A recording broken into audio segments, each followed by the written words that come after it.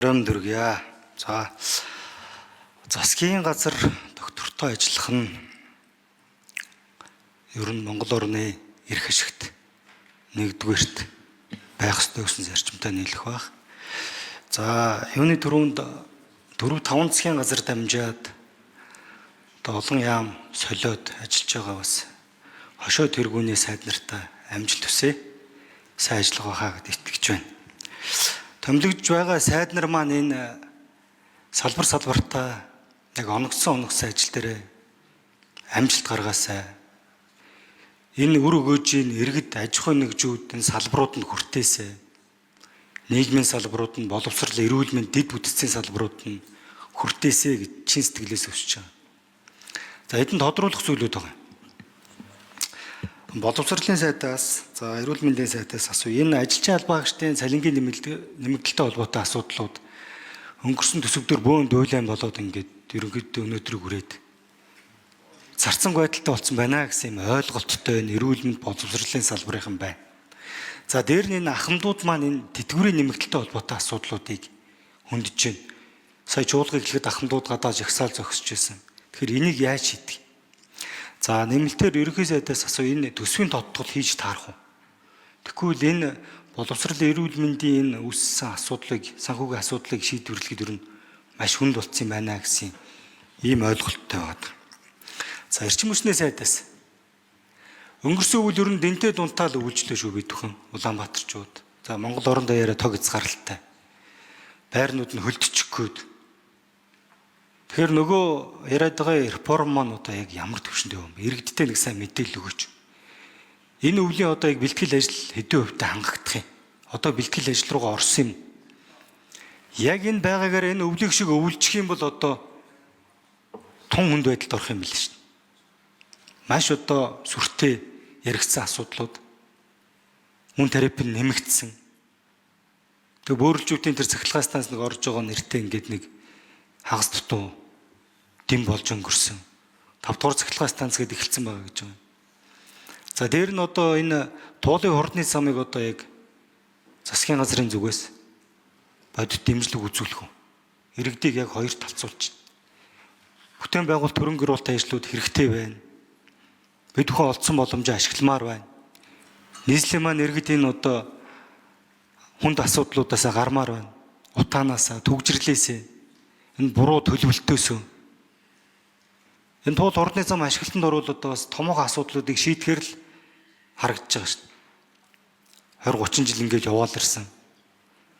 Шинэ засгийн газар бүрдэх болгон том хүлээлт үүсэж байгаа. Иргэдд маань.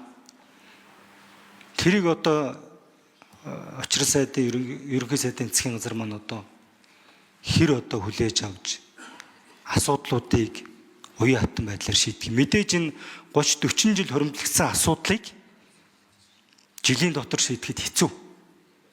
Маш сайн зөв ирэмблээсээ дараа жилийн одоо энэ 2027 оны төсөвтөр одооноос суугаасай. Саналуудаа маш сайн одоо ажлуудаа ирэмблээд гаргаж ирээсэй гэж чин сэтгэлээс хүсэж байгаа. Тэгэд энэ гишүүдтэйг нэг бүрчлэн уулзч бас саналыг аваач. Шууд боож орж ирээ шийдчихдэг.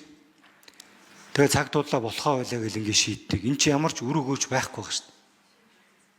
Нодлонгийн ярьж исэн юмнууд ер нь бараг шийдэгдэг үдээ. Яг бах байдгаараа л баг. Бодит ажлыг, бодит өөрчлөлтийг энэ богино хугацаанд хүсэж чинь өөр арц байхгүй. За ерөнхий сайд хариулна. За бид өнөөдөр бас бодит нөхцөл байдалтайгаа эвлэрэх ёстой. Би бас тодорхой зүйлийг хэлье. За бидний баталсан төсөв бол 31.9 их найдын орлого. Зарлага нь бол 32.9. Тэ 1 их найд орчмын алдагдлалтайгаа баталсан.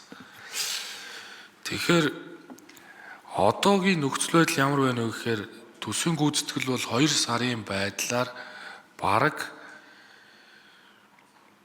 720 тэрбум төгрөгийн алдагдaltaй байгаа. Нэгэсэндээ бол орлого бол дутагдана.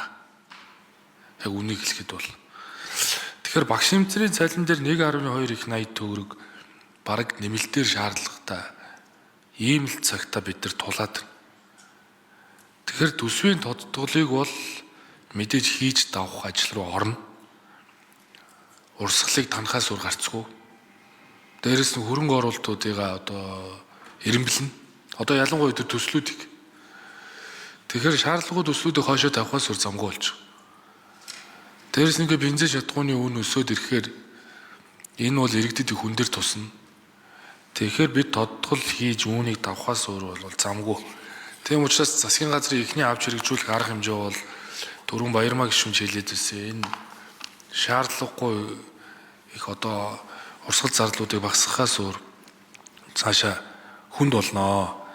Дээрээс нь хэмэлт хийхээс гадна орлого нэмэгдүүлэх, орлого бүрдүүлэх нэмэлт арга хэмжээнүүдийг авах ёстой. Тийм учраас татварын хуулийг татчаваа буцаагаад өргөн барина. Энэ бол юу юм бэ гэхээр нөгөө төлдөг нь хохирдог, төлдөг нь хождог энэ татварын тогтолцоог өөрчилж татварынхаа байд суурийг өргөжүүлэхээс өөр гарц байхгүй.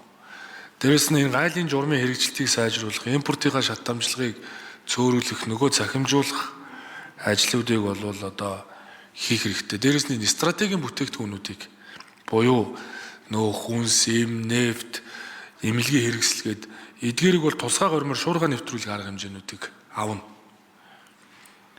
Дээрээс нь энэ гайлын системд орлогын албан татврын тогтолцоонд бол хиймэл оюун нэвтрүүлэх, хүн суртлуудыг нь багасгах, ер нь экспорт нэмэгдүүлэх ямар арга хэмжээ байна? Одоо шат дараалтаа хийхээс өөр одоо гарч байхгүй. Тэгэхээр ер нь төсвийн тодтголыг оруулж ирнэ гэж одоо бас ойлгох хэрэгтэй.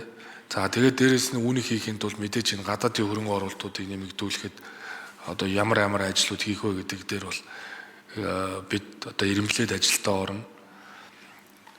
Татаа улс орон даяар шаардлагагүй байгаа төслүүдийг бол хамгийн эхлээд би эренблэе гэж бодож байгаа. За нийслэл дээр ч гэсэн зарим төслүүдэд эренблэхээс өөр зам байхгүй.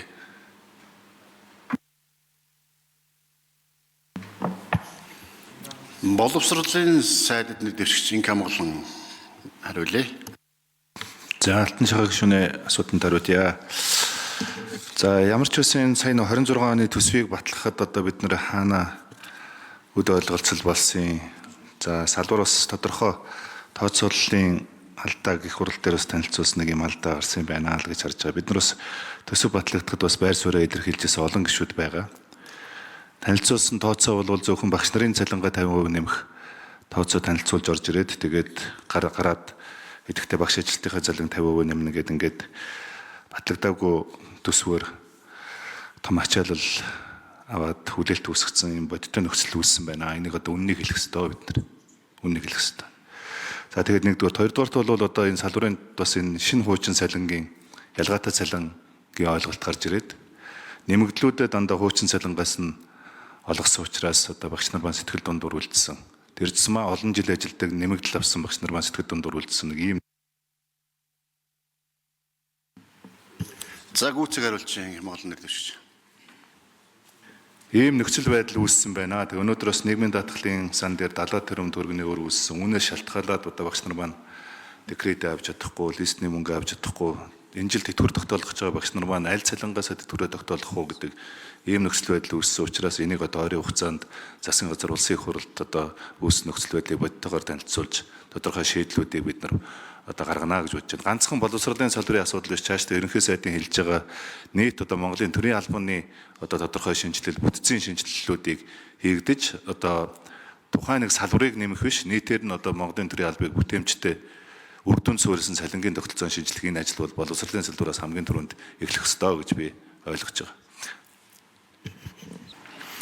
Эрүүл мэндийн салбарын цалингийн төсвөн энэ жилд 1.2 их найд төгрөг байгаа.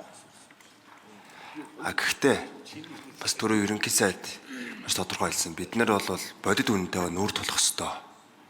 Батлагдсан төсөв нэ 1.2 их найд. Тэгэхээр энэнд нь ямар байдлаар хаана бид нар амлсан хүлээлтэнд хүрч чадаагүй гэдэг түн шинжилгээ хийн. Гэхдээ би тэдэн өдрийн дотор ингэж хэдэн сард хийнэ гэж одоо амлахгүй. Эхлээд нь бодит байдалтайгаа танилцсан. Тэг шийдэл нь олно. Тэгснийхаа дараа гишүүнтэй танилцуулнаа.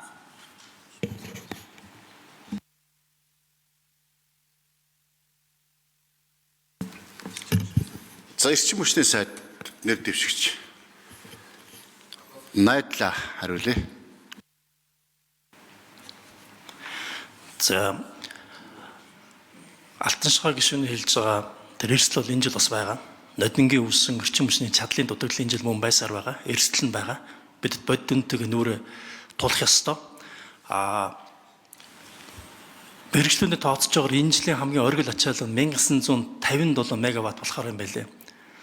150 орчим мегаваттын өсөлт гарч байгаа. За тэгээд 70 мегаваттын сэлэнгийн дулаан захлагчдын ашиглалтанд орно. За энэ бүгдийг тооцоод импортож тооцоод 90 мегаваттын сох дутна. Энийг яаж нөхөх вэ гэж байгаа нь маш богино хугацаанд шийдэх хэрэгтэй байгаа.